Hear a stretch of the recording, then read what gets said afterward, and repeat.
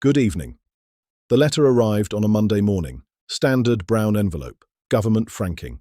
The kind that sits on the doormat for 2 days before anyone bothers to open it, because everyone already knows what's inside, and knowing is easier than reading. Jeremy Clarkson opened his immediately. He read it standing in the kitchen of his Cotswolds farmhouse, still in his coat, mud on his boots from the morning rounds. He read it once, then he set it down on the counter, made himself a coffee, and read it again. It was a BBC licence fee reminder. £69 overdue.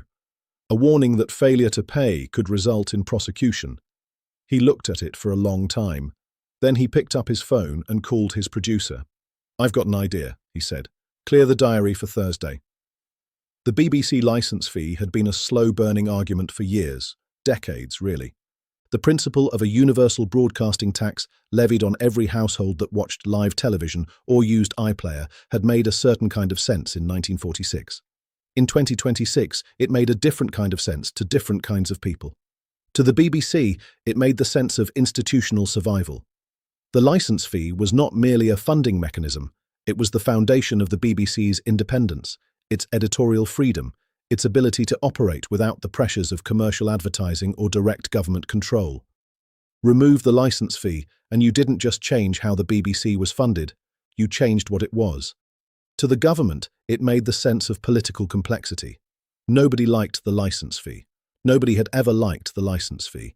But abolishing it, or fundamentally reforming it, meant making a decision about what replaced it. And every replacement came with its own set of problems, its own constituency of losers, its own capacity to generate exactly the kind of sustained, organised political anger that governments preferred to avoid. So the licence fee survived. Year after year, review after review, it survived. Not because anyone had made a principled case for it, but because the cost of replacing it always seemed higher than the cost of keeping it. Until the letters started coming back unopened. It had begun quietly. A campaign on social media. Nobody knew exactly where it started. Nobody had claimed credit for launching it, encouraging people to simply stop paying. Not to cancel their licence formally, not to engage with the legal process, just to stop, to ignore the letters, to see what happened. What happened, it turned out, was not very much. The BBC could threaten prosecution. It could send increasingly stern letters. It could, in theory, take people to court. But the system that enforced licence fee payment was built for a world where most people paid and a small minority didn't. A world where the threat of prosecution was sufficient deterrent because it would only ever need to be used occasionally. It was not built for a world where hundreds of thousands of people stopped paying simultaneously.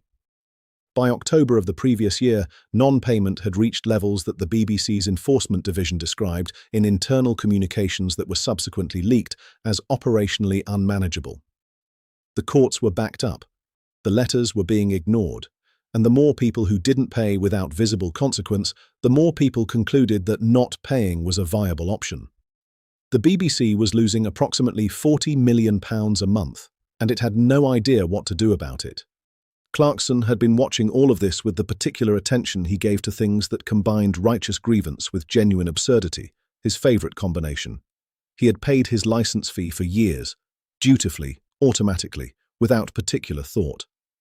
He had not loved the BBC, had spent significant portions of his career in open conflict with it, but he had accepted the licence fee as one of those fixtures of British life that existed whether you liked it or not, like council tax and the M25. Then 3 things happened in quick succession that changed his thinking. First, the BBC had declined to cover a story about the farm inheritance tax protests.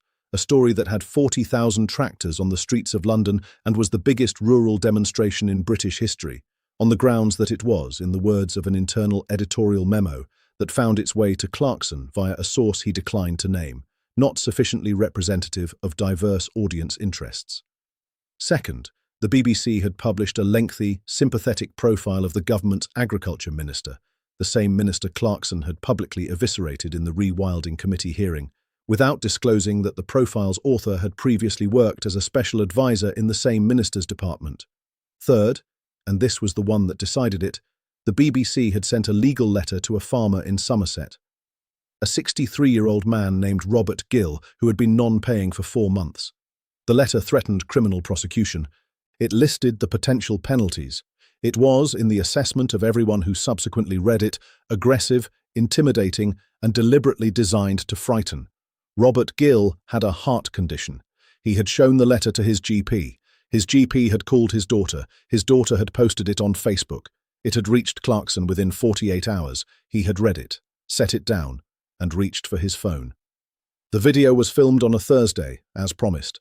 No studio, no crew beyond a single cameraman and a sound operator. Just Clarkson, his kitchen table, and the two items he had placed on it the night before. His BBC licence fee reminder and Robert Gill's legal threat letter side by side. He looked at the camera without expression for a moment. Then he said, "I've been paying this for 30 years, every year without question, and this is what the money pays for." He held up Robert Gill's letter. A 63-year-old farmer, heart condition, 4 months behind on £174, and they sent him this. He read 3 sentences from the letter. Not the whole thing, just 3 sentences.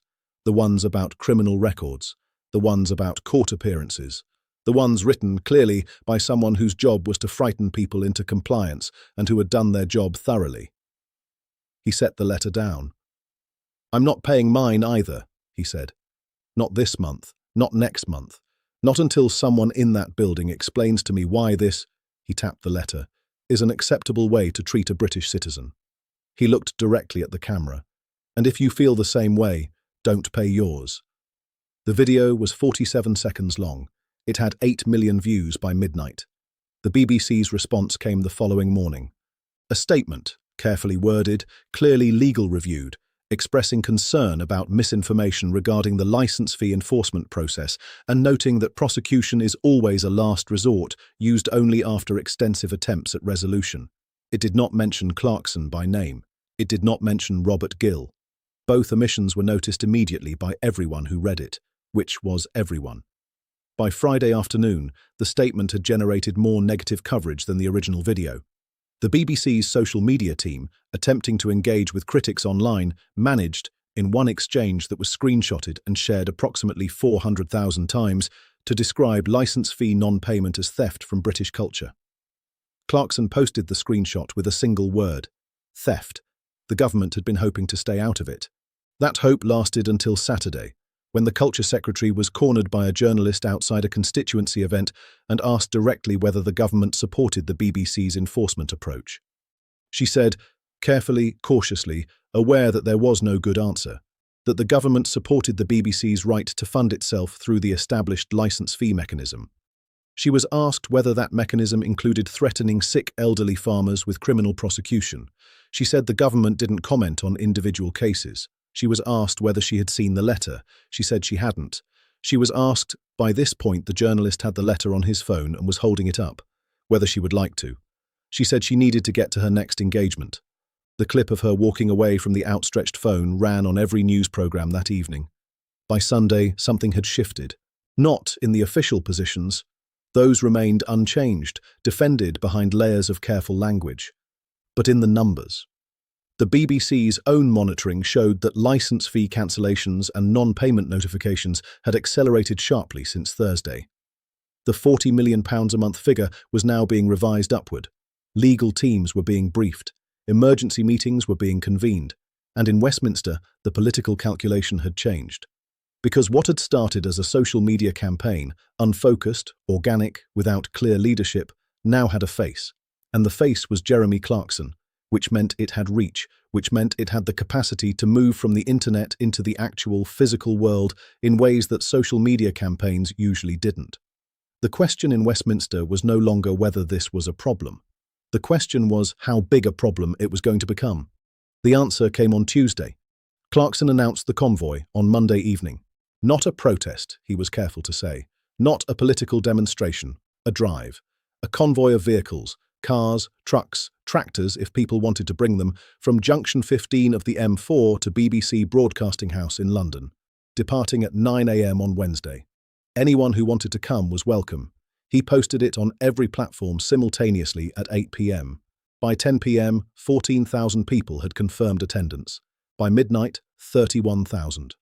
By Tuesday morning, the number was impossible to count accurately because the original post had been shared so many times that the RSVPs were coming in from platforms Clarkson's team wasn't even monitoring. The Metropolitan Police requested an urgent meeting with his team. The BBC issued a statement saying they respected the right to peaceful protest. The Culture Secretary's office called 3 times. Clarkson didn't answer. And in Downing Street, on Tuesday afternoon, the Prime Minister's Chief of Staff walked into Starmer's office and closed the door. "The Clarkson convoy," he said. "We need to talk about it." Starmer looked up from his papers. "How bad?" His Chief of Staff sat down. "The current estimate for Wednesday is somewhere between 80 and 120,000 people." Starmer said nothing. "It's not just the convoy," his Chief of Staff continued. "It's what it represents. The farm tax protests, the rewilding committee, now this. Clarkson has become the focal point for every grievance about this government from people who don't normally engage with politics. Rural voters, small business owners, people who feel like we don't see them," Starmer said quietly. His Chief of Staff nodded. "And the license fee specifically. It's not just about the BBC. It's about the letter. The Robert Gill letter. That letter has become a symbol of something much larger than £174. Starmer stood up and moved to the window. Outside, Downing Street was quiet. The cameras were there, as always. The barriers. The ordinary machinery of a heavily secured street in the middle of a city. In 24 hours, 100,000 people were going to drive to the BBC, led by a man in a Cotswolds farmhouse who had made a 47-second video. "What do we do?" Starmer asked. His Chief of Staff was quiet for a moment. "We have 2 options," he said finally. "We get ahead of it, announce a review of the license fee enforcement process, distance ourselves from the Robert Gill situation, show we're listening. Or we defend the BBC, defend the process, and hope the convoy doesn't look as big on camera as it's going to be." Starmer turned from the window. "And if we announce a review?" Clarkson claims a victory. The BBC is furious. The Culture Secretary's position becomes very difficult. "And if we don't?" His Chief of Staff looked at him steadily. "Then whatever happens on Wednesday, whatever those cameras show, becomes the image of this government for the next 6 months." The room was quiet. Outside, somewhere in the Cotswolds, Jeremy Clarkson was probably already asleep. He had made his 47-second video. He had announced his convoy. He had done what he always did, said the thing clearly, said it loudly, and then stepped back and watched what happened next. What happened next was always the part nobody could control.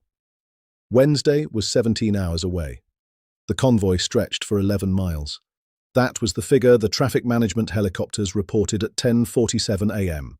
11 miles of vehicles moving at walking pace through the western approaches to London, horns occasionally sounding, flags out of windows, the particular atmosphere of a crowd that is angry but not frightened, determined but not violent. Clarkson was at the front. Not in a tractor this time. In his own car, ordinary, nothing marked. He had not made a speech before departing, had not given interviews at the starting point, had simply arrived, got in the car and started driving. The cameras had found him anyway, they always did. Broadcasting House was surrounded by the time the convoy arrived, not by police, though police were present, professional and calm, managing the crowd with the practiced efficiency of an institution that had handled difficult days before. Surrounded by people. Thousands of them, already there when the convoy arrived, having come by train and tube and bus because they didn't have vehicles or couldn't get them to London but had wanted to be present anyway. Clarkson got out of his car and stood for a moment, looking at the building. It was an impressive building. Portland stone. The clean, confident lines of 1930s public architecture, built to project permanence, authority, the institutional weight of a broadcaster that had defined British public life for nearly a century. He looked at it for a long time. Then he walked to where a small platform had been set up, nothing formal, just a flatbed truck with a microphone, and he stood on it and faced the crowd. He didn't shout. He never needed to shout. "I didn't come here to destroy the BBC," he said. The microphone carried his voice clearly. "I came here because of a letter sent to a 63-year-old man with a heart condition. I came here because 40,000 tractors drove to London and the BBC decided it wasn't news. I came here because I'm tired," he paused, of institutions that exist to serve the public, deciding that the public is the problem. The crowd was very quiet. The license fee isn't the argument, he said. The argument is simpler than that. The argument is, who do you work for? Who does any of this? He gestured at the building. Who does any of it work for? He looked out at the crowd, at the farmers and the drivers and the people who had come on the tube, at the flags and the placards and the faces. Because it's supposed to be you, he said. It's always supposed to be you. He stepped down from the platform. Behind him, the doors of Broadcasting House remained closed. Inside, in offices and meeting rooms and corridors, people were watching on screens. In Downing Street, the same. In the Culture Secretary's office, a phone was ringing. Nobody answered it.